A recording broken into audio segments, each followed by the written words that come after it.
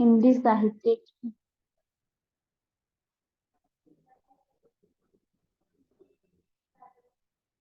सर्वप्रथम रचना।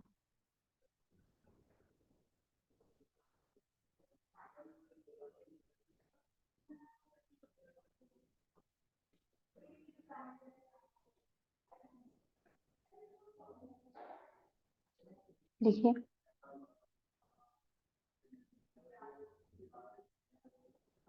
जैन कवि आचार्य देव सेन,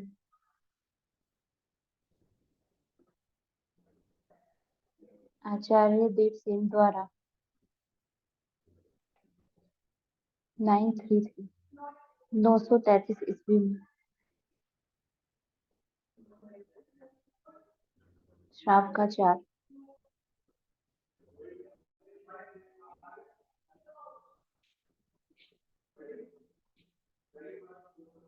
रचना को हिंदी की सर्वप्रथम रचना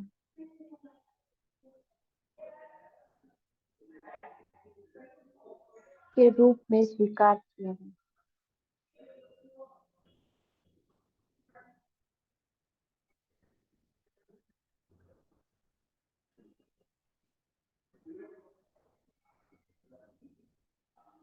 के रूप में स्वीकार किया गया।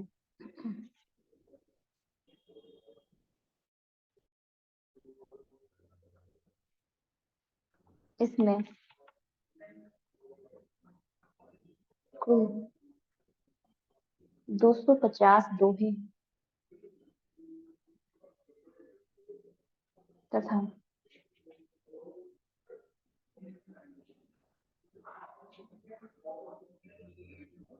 श्रावक धर्म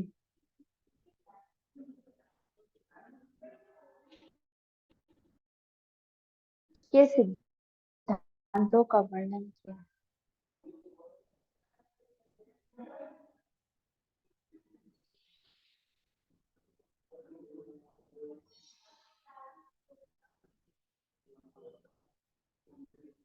श्रावक धर्म के सिद्धांतों का वर्णन किया तथा इसमें गृहस्थ धर्म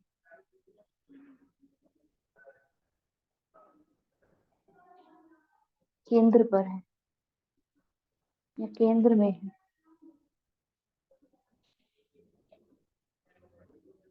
अब हम पढ़ने वाले हैं आदिकालीन साहित्य का विभाजन। तो आपको पता होना चाहिए कि आदिकालीन साहित्य को 3 श्रेणियों में विभाजित किया गया है। रासो साहित्य, रास साहित्य, सिद्ध साहित्य और नाथ साहित्य। तो लिखिए हेडिंग।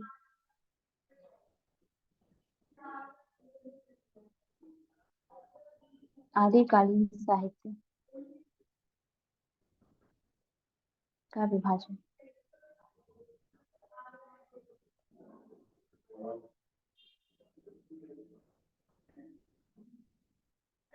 आदिकालीन साहित्य का विभाजन।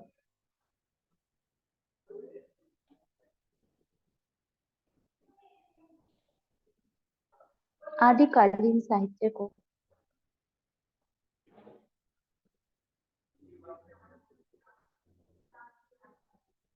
आदिकालीन साहित्य को 4 श्रेणियों में विभाजित किया गया।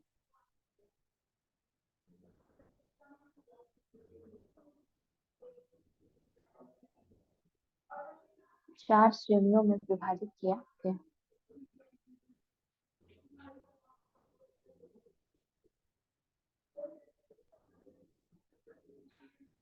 नंबर 1 लिखो रासो साहित्य। नंबर 2 लिखो रास साहित्य। इसको क्या कहते हैं? जैन साहित्य।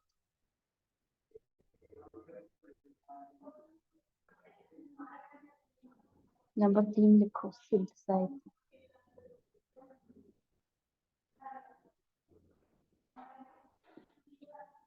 नंबर 4 लिखो नाथ साहित्य।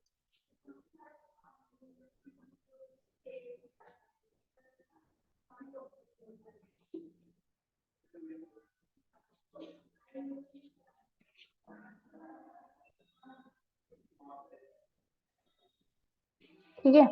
लेकिन आपको आपको पता है कुछ ऐसी रचनाएं भी हैं जिसमें इन चारों के लक्षण नहीं मिलते। ठीक है। ना तो रासो साहित्य के मिलेंगे, ना रास साहित्य के मिलेंगे, ना सिद्ध साहित्य के मिलेंगे, ना नाट साहित्य के मिलेंगे।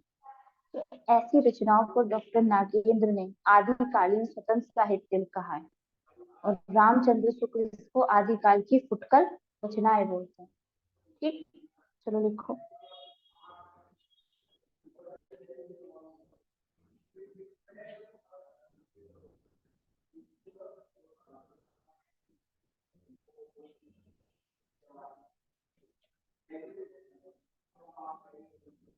आदिकाल की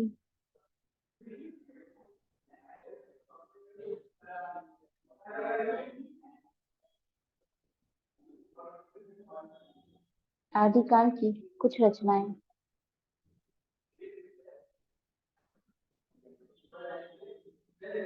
ऐसी भी हैं जिसमें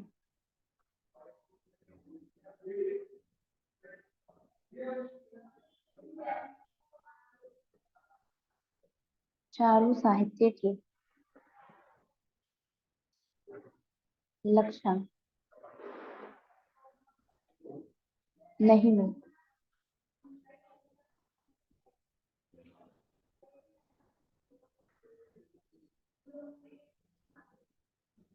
डॉक्टर नागेंद्र ने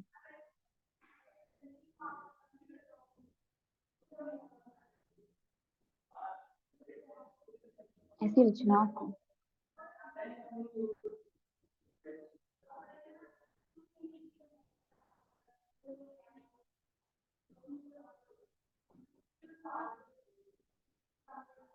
आदिकालीन स्वतंत्र साहित्य, जबकि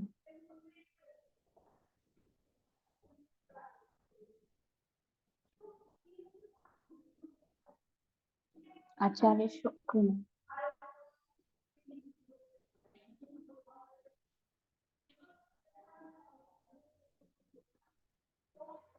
इन रचनाओं को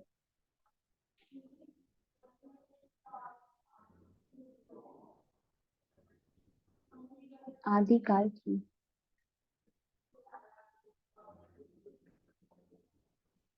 फुटकल रचना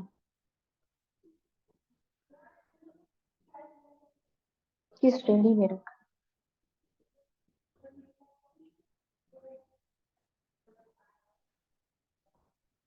की श्रेणी में रखा।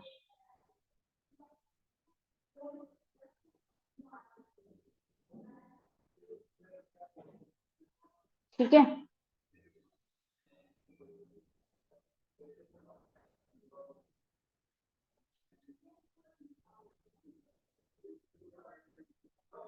आज जो हमारा टॉपिक है वो है हमारा रासो साहित्य।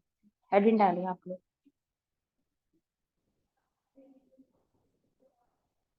रासो साहित्य।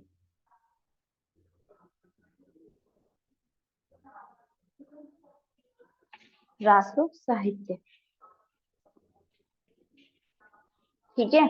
अब देखो, अब हम इसके बारे में पढ़ते हैं। अगर आप इसके बारे में पढ़ोगे तो जो आचार्य शुक्ल है, आचार्य शुक्ल ने रासो साहित्य को ही एक उपयुक्त साहित्य माना है। ठीक है। बाकी सिद्ध साहित्य, नाथ साहित्य को तो वो सांप्रदायिक शिक्षा मात्र कहकर बोलाते हैं। और डॉक्टर हजारी प्रसाद द्विवेदी ऐसे हैं जिन्होंने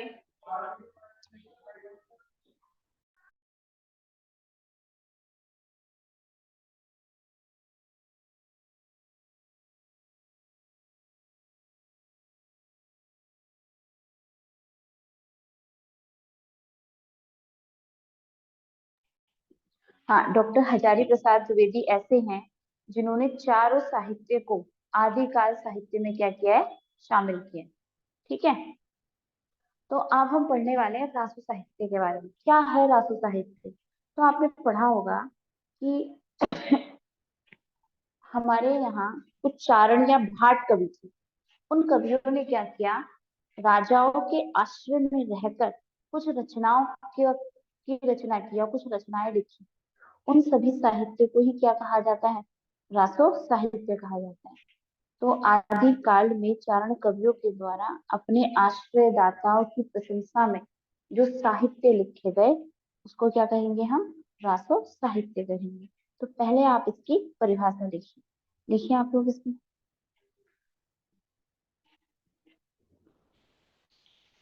आदिकाल में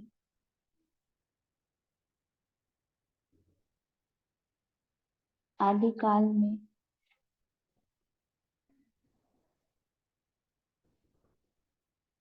चारण कवियों द्वारा चारण कवियों द्वारा अपने आश्रयदाता की प्रशंसा में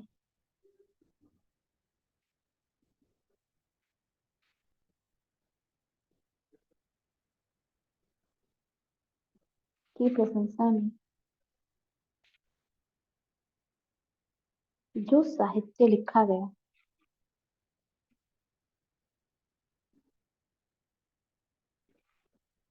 उसे रासो या चारण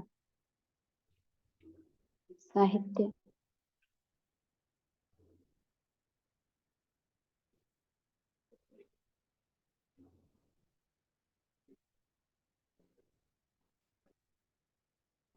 कहा जाता है। कहा जाता है। ठीक है। अब उसके बाद हमें ये पढ़ना है कि जो रासो शब्द है ये कहाँ से आया। क्योंकि परिभाषा तो आपने लिख ली, लेकिन रासो शब्द की उत्पत्ति कहाँ से हुई? इस रासो शब्द की उत्पत्ति में अलग अलग साहित्यकारों के अलग अलग मत हैं। जैसे सबसे पहले हम पढ़ेंगे गारसादा तासी के विषय में। तो गारसादा तासी ये बोलते हैं कि रासो शब्द की उत्पत्ति राजसूय से हुई है, राजसूय यज्ञ से हुई है। अगर आप पृथ्वीराज रासो के इस बारे में सुनेंगे तो उसके बारे में भी यही लिखा है कि उसकी उत्पत्ति जो हुई है राजसूय यज्ञ से ही हुई। ठीक। तो इसमें अलग अलग मत दिए गए हैं जो हमें पढ़ने हैं। आचार्य रामचंद्र शुक्ल बोलते हैं कि इसकी उत्पत्ति जो है वो रसायन शब्द से हुई है, और ये जो रसायन शब्द है ये बीसल देव रासो में लिखा गया। ठीक, तो हरी नाले आप लोग।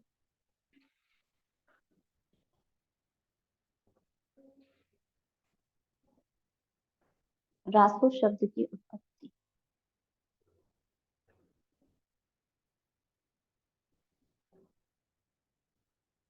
रासो शब्द की उत्पत्ति।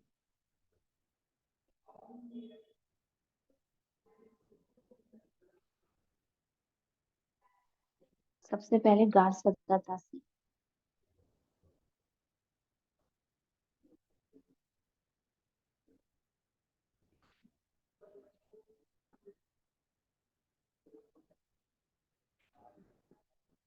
राजसूय है।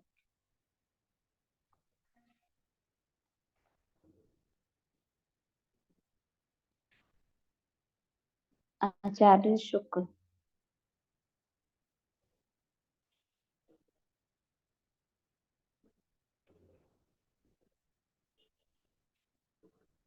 रसायन।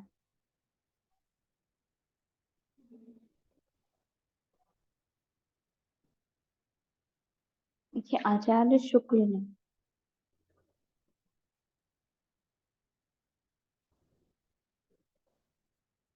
आचार्य शुक्ल ने नरपति नांदे द्वारा रचित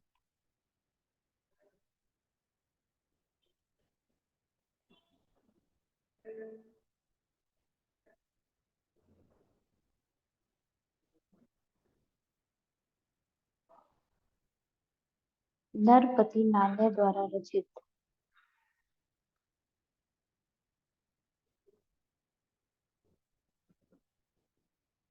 बीसल देव रासो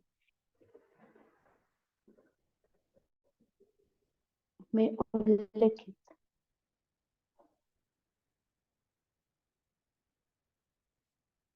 में उल्लिखित रासों शब्द से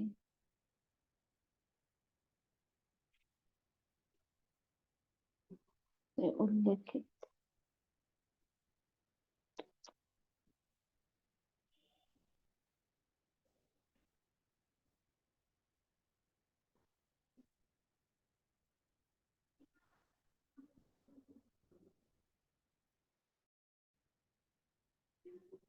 रसायन शब्द से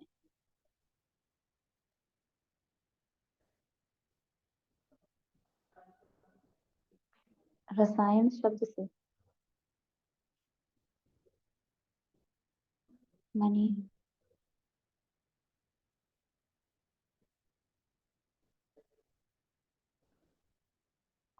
इनका एक आपने दोहा भी सुना होगा।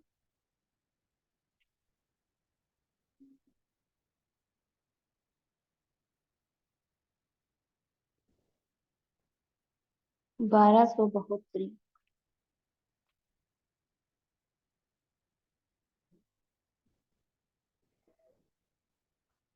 मझारी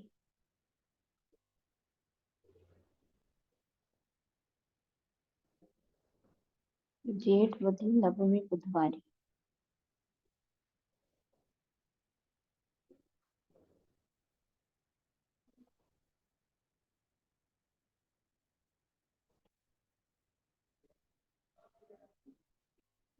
नालह रसायन आरंभ।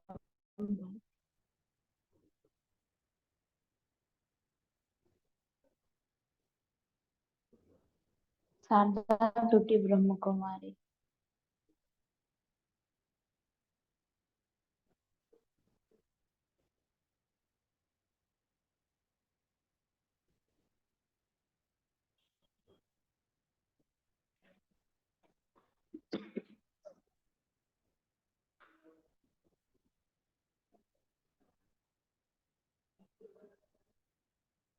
अगले लिखिए हजारी प्रसाद द्विवेदी।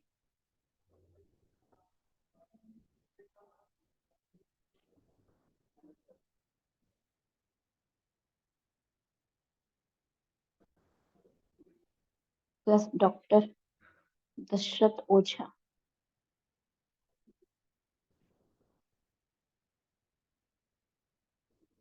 प्लस चंद्रबली पांडे। क्या मानते हैं इसकी उत्पत्ति? रासक से मानते हैं।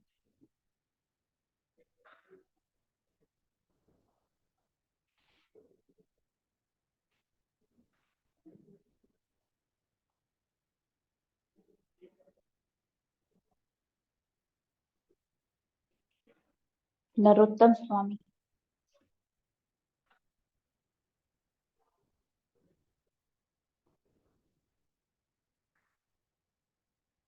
इसकी उत्पत्ति किससे मानते हैं? रसिक।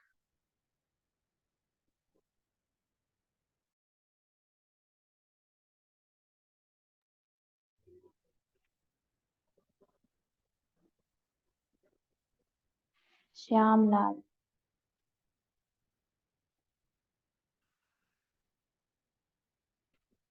काशी प्रसाद।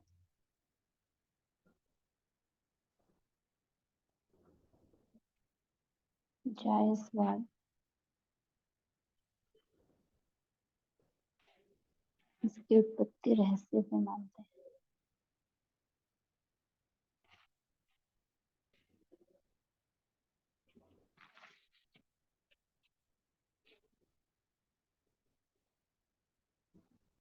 राम स्वरूप चतुर्वेदी।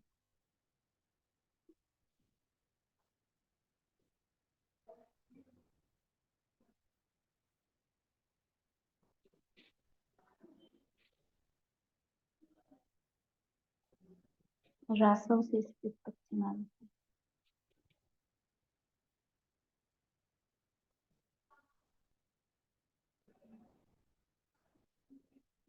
डॉक्टर बच्चन सिंह।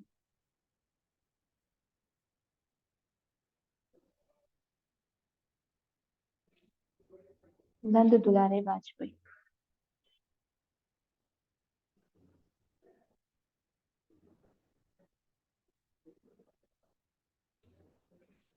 ने इसकी उत्पत्ति किससे मानी? रास ने।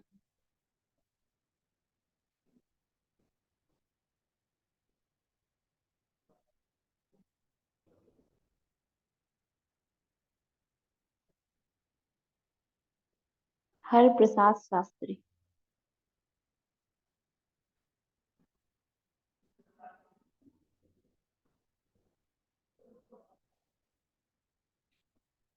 बिंदयेश्वर पाठक।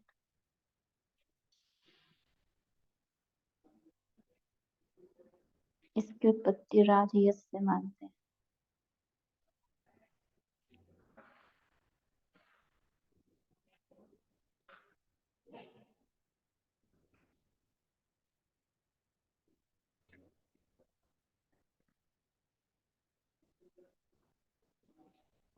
अब हेडिंग डालिए आप लोग इसकी विशेषताएं।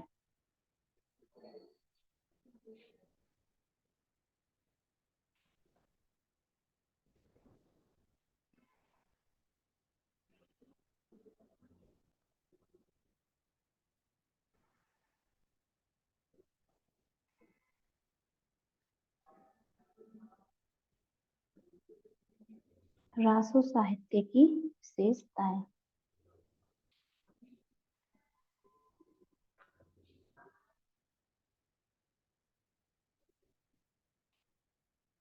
तो सबसे पहली विशेषता क्या है? इसके द्वारा रचा गया, चारण कवियों के द्वारा रचा गया। देखिए यह मुख्यतः है।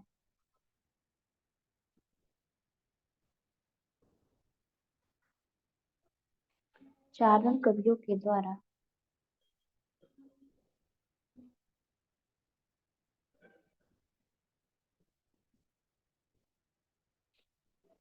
रचा गया।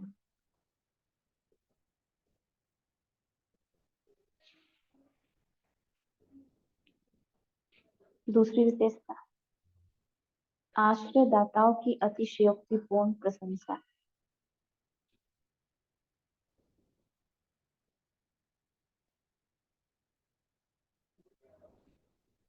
आश्रयदाताओं की अतिशयोक्तिपूर्ण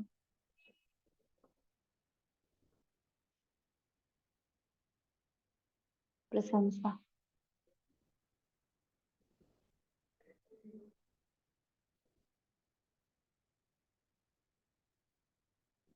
ठीक है। अब तीसरा और लिख दो, मैं आपको तीनों समझाती हूँ। युद्धों का सजीव वर्णन।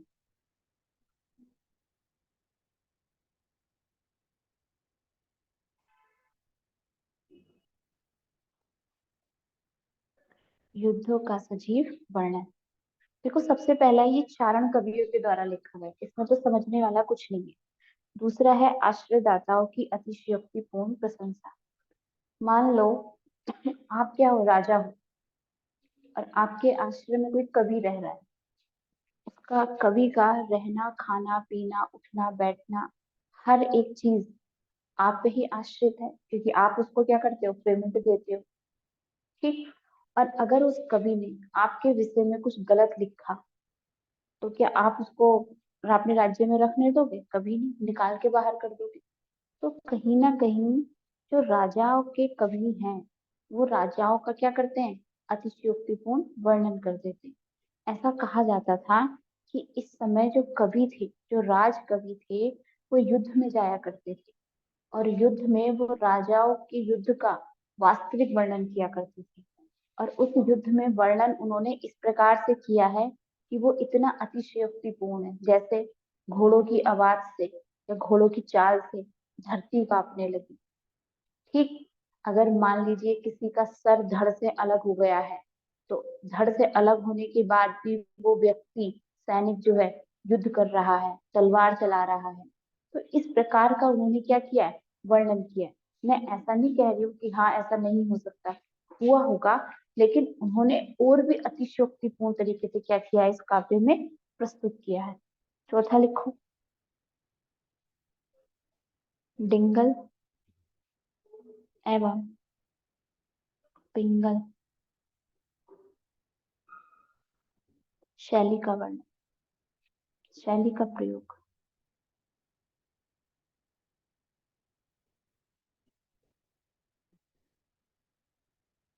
डिंगल एवं पिंगल शैली का प्रयोग। देखो राजाओं के, इसमें जो है राजाओं के एक श्रृंगार रस वाला उनके प्रेम का वर्णन किया है। दूसरा, राजाओं के जो युद्ध का वर्णन किया गया, जब युद्ध का वर्णन किया गया तो डिंगल शैली का प्रयोग किया गया, और जब प्रेम वाले भाग का वर्णन किया गया तो पिंगल शैली का प्रयोग किया गया। अगला लिखो, अधिकांश रचनाएं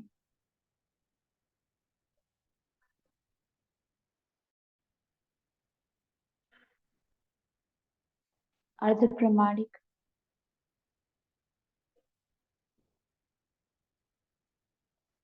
या अप्रमाणिक है।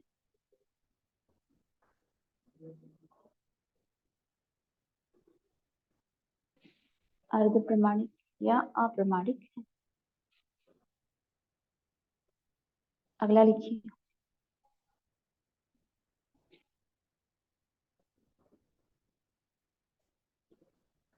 संकुचित राष्ट्रीयता।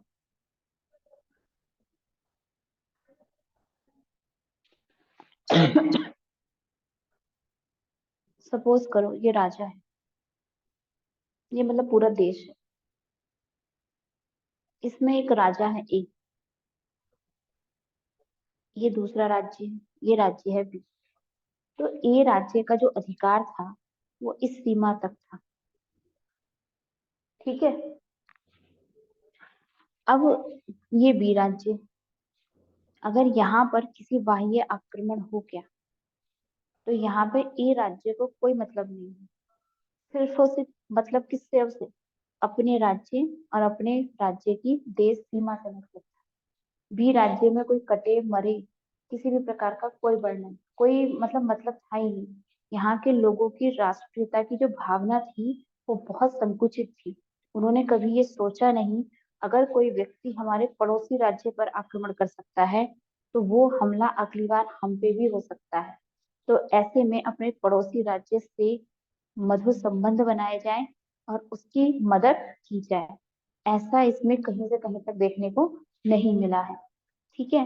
तो कहा गया है कि इनकी जो सोच थी वो क्या थी, एक संकुचित सोच थी, ठीक, राष्ट्र के प्रति। आगे लिखिए आप।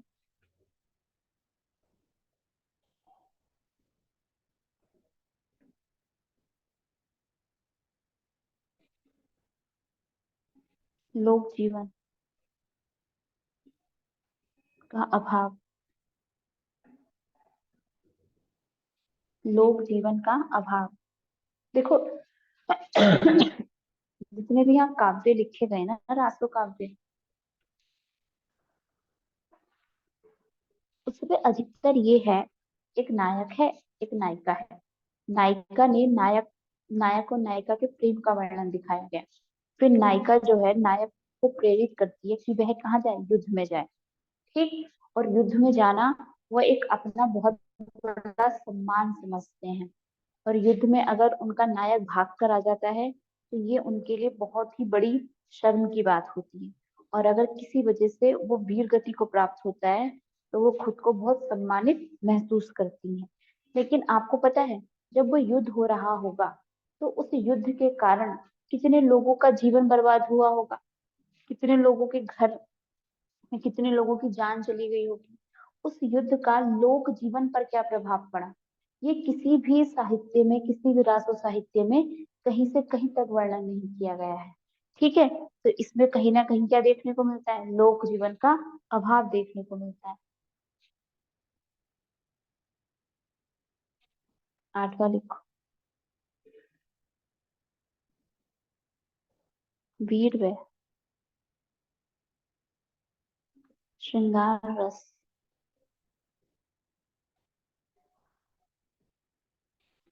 प्रधान रचना।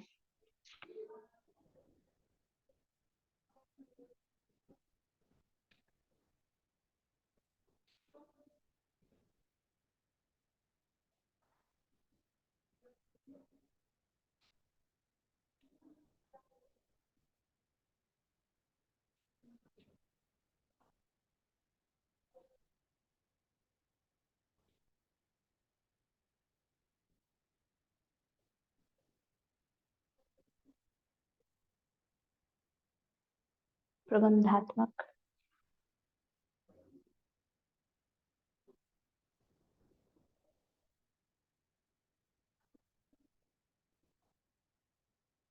काव्यों की रचना। 10वां लिखो।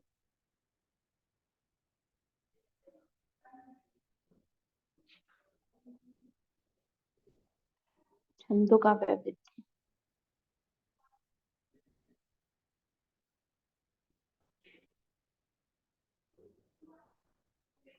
कल्पना की प्रधानता।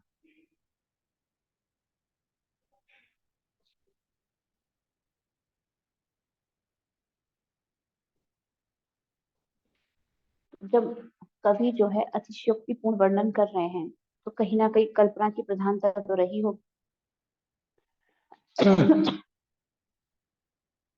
लिखो सामंती जीवन झलक।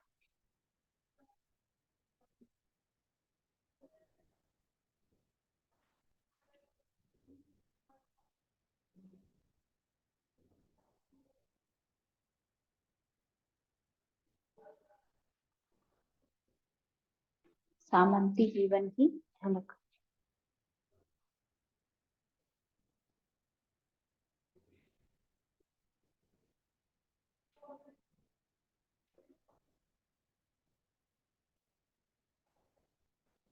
हरिनाली प्रमुख कथन। प्रमुख कथन।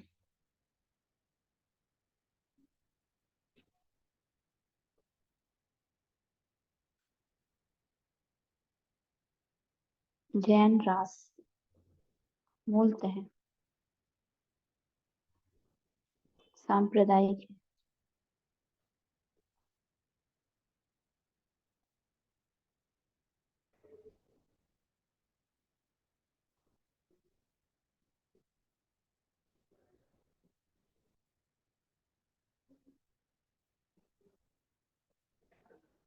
किंतु यही रास साहित्य में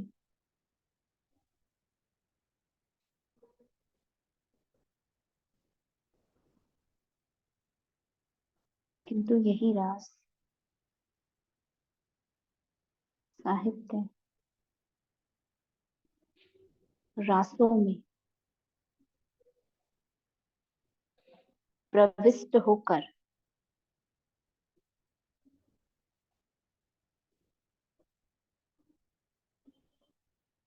इसका रोग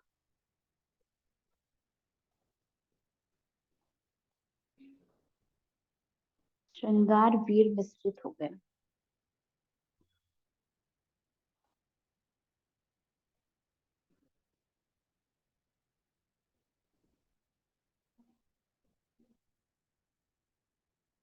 श्रृंगार वीर मिश्रित हो गया। आपको पता है किसका कथन है? बताओ किसका कथन है, ये किसने कहा है, ये स्टेटमेंट किसने दिया? आपको पता है पेपर में स्टेटमेंट भी पूछे जा रहे हैं आजकल कि किसकी रचना है। रचना के साथ साथ पूरा एक सेंटेंस दे देंगे ये किससे लिया गया है। तो ये जो हमारा कथन है ये डॉक्टर बच्चन सिंह का कथन है। लिख लो आप।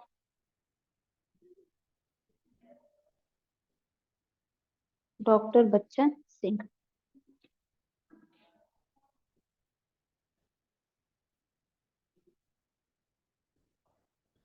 अगला स्टेटमेंट लिखो।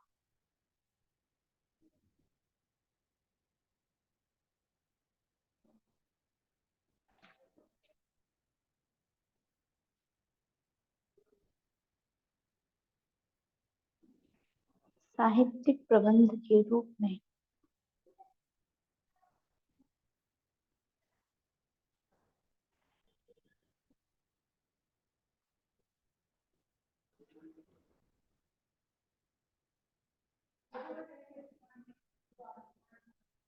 जो प्राचीन ग्रंथ उपलब्ध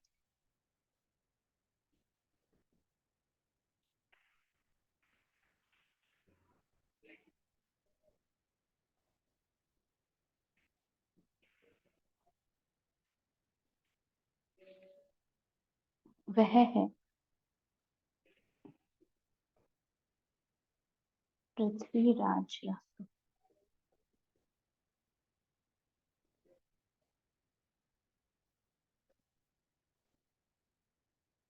वीर गति के रूप में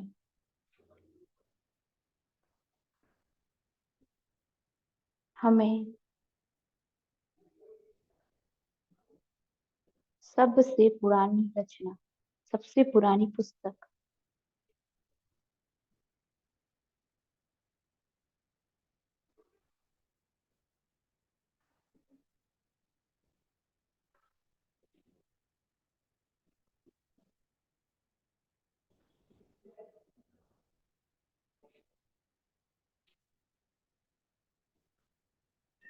सबसे पुरानी, ऐसे लिखो, वीर गति के रूप में सबसे पुरानी पुस्तक विसल देव रासो है।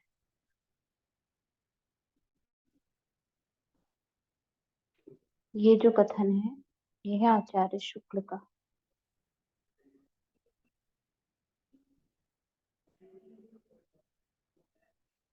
आचार्य शुक्ल ने कहा है।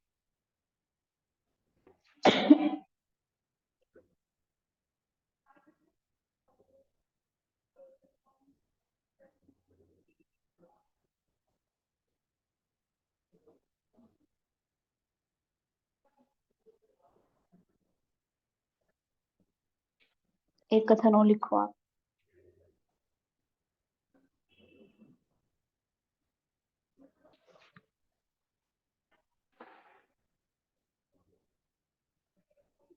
बीसल देव रासो में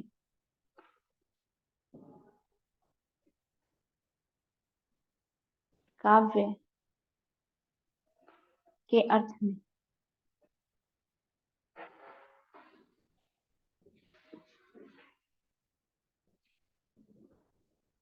काव्य के अर्थ में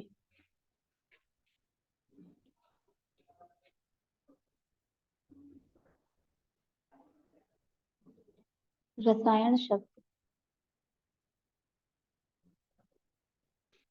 बार बार आता है।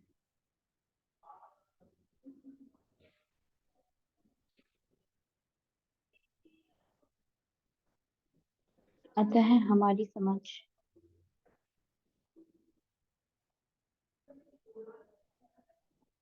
में इसी रसायन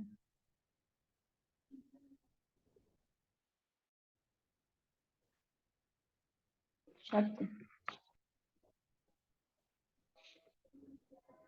इसी रसायन शब्द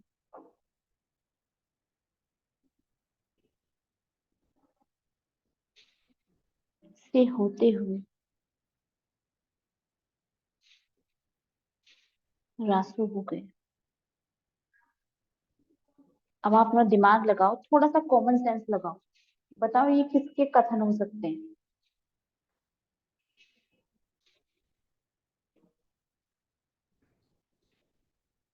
नहीं बता पा रहे आप लोग, किसका कथन हो सकता है ये स्टेटमेंट? अच्छा एक बात बताओ कि कौन से ऐसे राइटर थे जिन्होंने रसायन शब्द से बोला था कि रासो आचार्य शब्द की शुक्ल, उत्पत्ति हुई है? कांचन शुक्ल। जब आचार्य शुक्ल ने बोला है रसायन शब्द से इसकी उत्पत्ति हुई है, तो बार बार रसायन रसायन शब्द आ रहा है नहीं आ रहा है? तो वो अपने कथन को ही तो प्रूव करने के लिए स्टेटमेंट देंगे। तो यहाँ पर देखो, अगर आप थोड़ा कॉमन सेंस लगाओगे ना, तब भी आप बता सकते हो कि किसका स्टेटमेंट है। तो ये आचार्य शुक्ल का है। ठीक, तो लिखो आप आचार्य शुक्ल।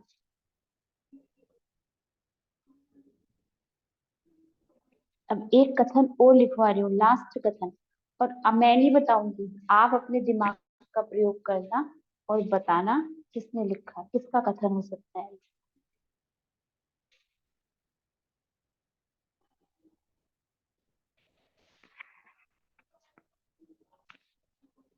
लिखो, जिस प्रकार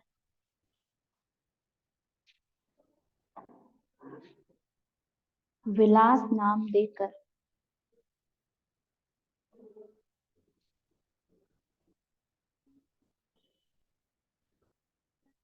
चरित काव्य लिखे गए,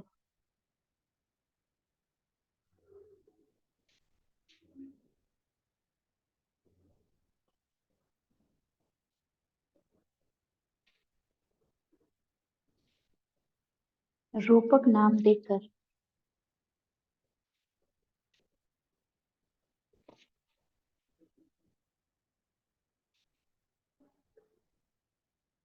चरित काव्य लिखे गए।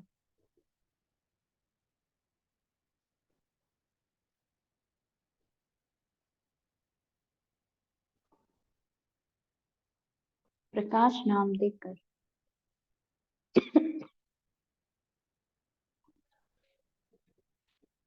चरित काव्य लिखे गए।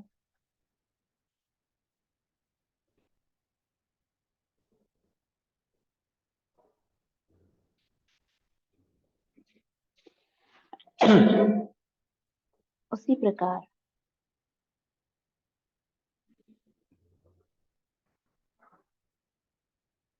रासक नाम देकर।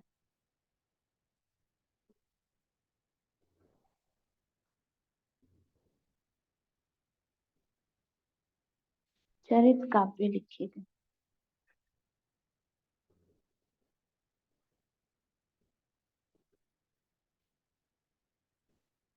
चलो बताओ। हजारी प्रसाद द्विवेदी। हजारी प्रसाद द्विवेदी। कैसे पहचाना आपने? रासक। क्योंकि ना रासक शब्द से रासु शब्द की उत्पत्ति मानी अब थी। देखो, बिल्कुल अब समझ में आया ना। आपको पता है हर एक क्वेश्चन रटा हुआ नहीं आएगा, थोड़ा दिमाग भी लगाना पड़ेगा आपका। हजारी प्रसाद द्विवेदी।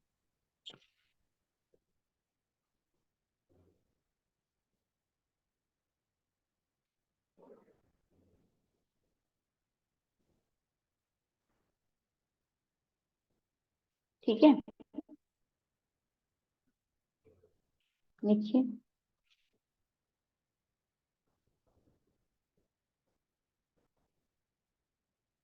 सर्वमान्य मत के अनुसार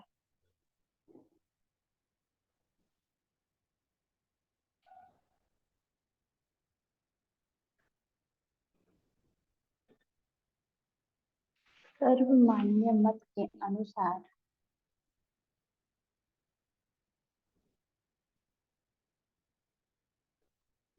हजारी प्रसाद द्विवेदी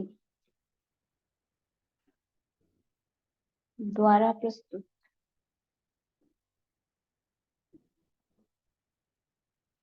रासक शब्द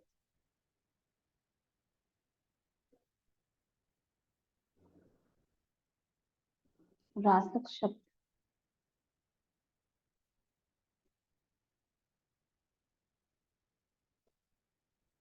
से ही रासों की उत्पत्ति हुई।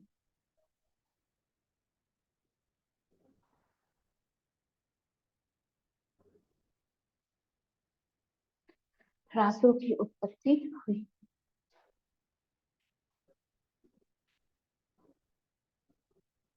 अंडरलाइन कर लो। हजारी प्रसाद द्विवेदी।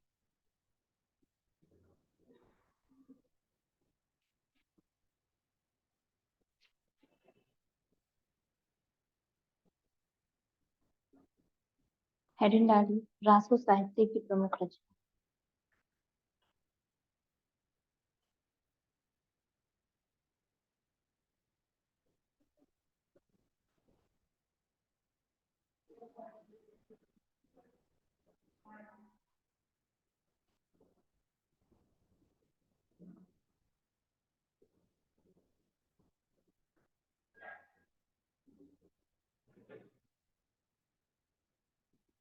रासो साहित्य की प्रमुख रचना है।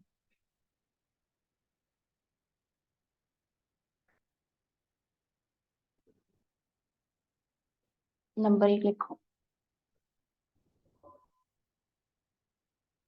खुमार रासो।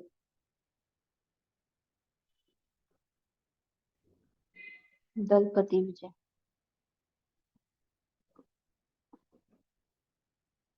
देखो जब कोई विजय प्राप्त करता है ना, तो उसे वैसे भी गुमान हो जाता है। गुमान मतलब खुमार। नंबर 2,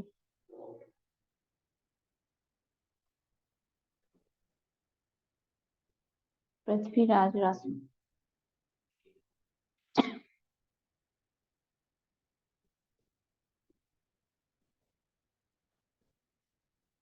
छंद बताए।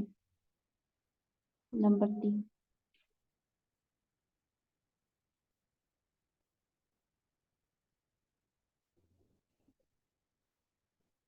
बीसल देवरास।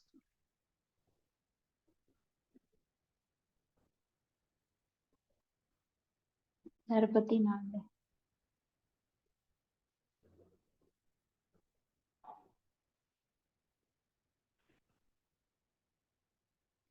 परमाल राष्ट्र। जगनिक।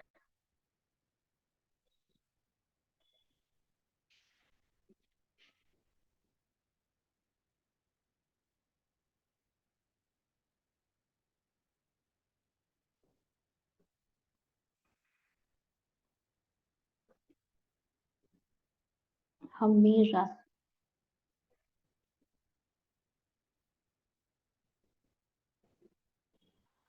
सारंगधर।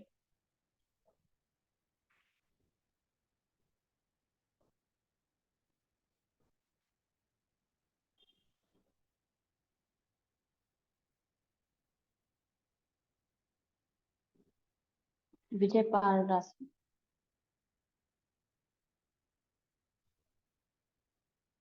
नल सिंह भाट।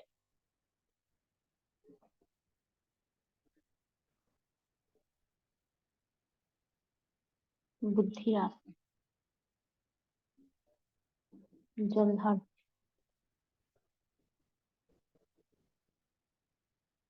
मंजू राष्ट्र। यह अज्ञात।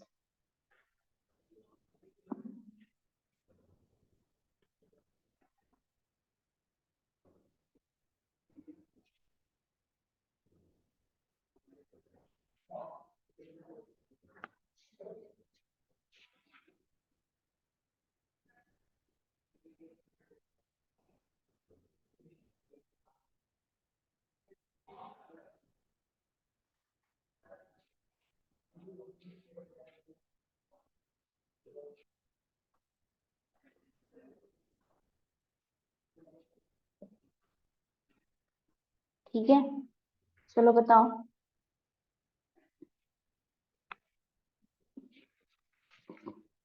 ऐसी रचनाएं जो आदिकाल के 4 साहित्यिक भागों में नहीं आती, ऐसी रचनाओं को आदिकाल की स्वतंत्र साहित्य किसने कहा है? आदिकाल का स्वतंत्र साहित्य किसने कहा है? डॉक्टर नागेंद्र। और आचार्य रामचंद्र शुक्ल ने क्या कहा है इनको? उत्कल रचना। उत्कल रचना कहा है। अच्छा ये बताओ, आचार्य शुक्ल ने जो रसायन शब्द से रासो शब्द की उत्पत्ति मानी है, इस रसायन शब्द का प्रयोग किसमें किया गया है? विशाल देव रासो में। बीसल देव रासो में। गार्सद और तासी रासो शब्द की उत्पत्ति किससे मानते हैं? राष्ट्रीय। काशी प्रसाद जायसवाल और श्यामलाल दास।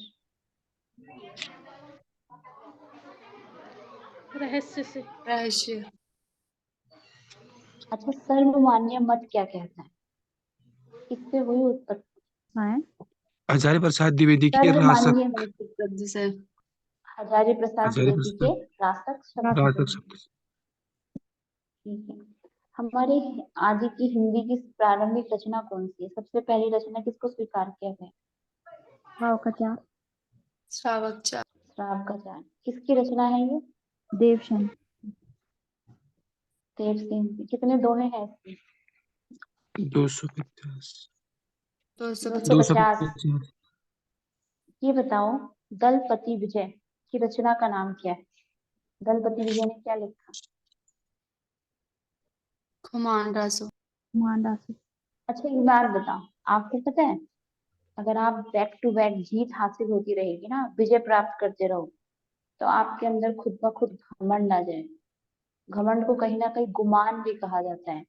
तो गुमान से क्या बन गया? खुमार बन गया। ऐसे याद करो ना।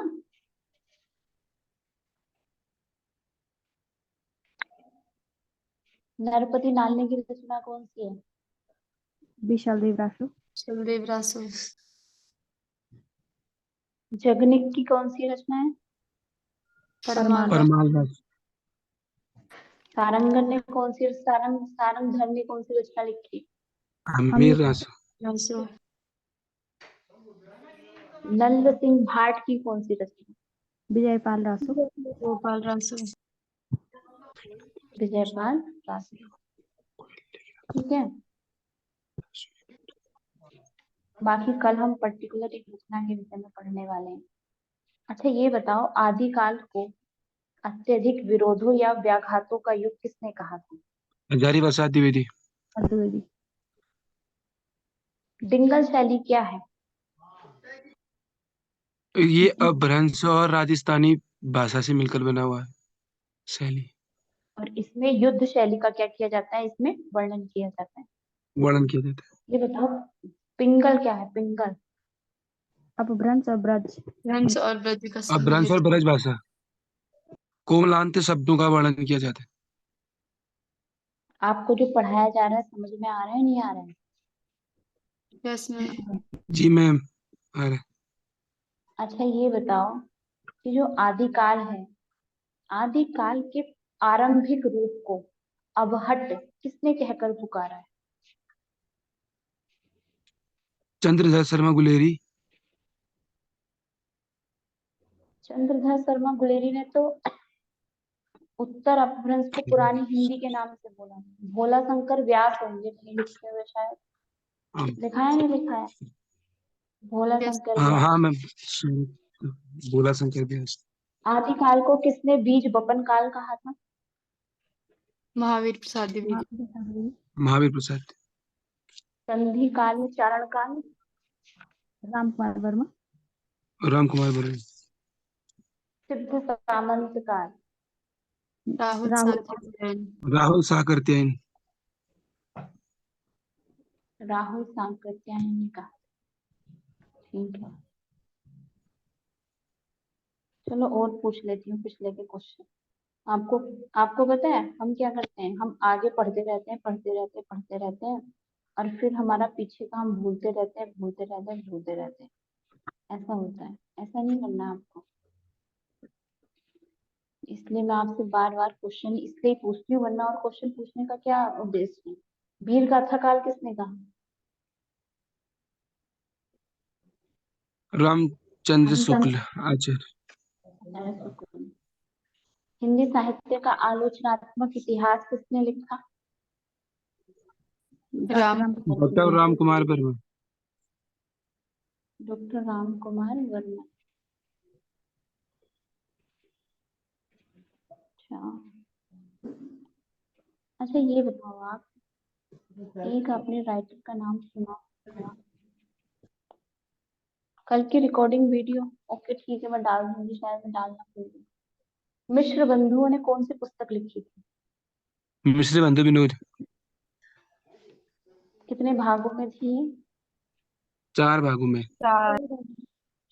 प्रथम भाग, पहला, दूसरा, तीसरा भाग कब प्रकाशित हुआ है? 1913 में, दूसरा 1934 में। ये देखो रोहित जी ने कैसे क्वेश्चन रट रखे हैं। क्यों रोहित जी, आपने कॉपी तो नहीं खोल रखी सामने बिल्कुल? No ma'am. ऐसे होते हैं, ऐसे ऐसे पढ़ने, इतने ही शिद्दत से पढ़ना है और इतना ही आपको याद होना चाहिए। ठीक। और जी मैम। कितने कवियों का वर्णन करा है इन्होंने? 5000। लगभग 5000 कवियों का लगभग।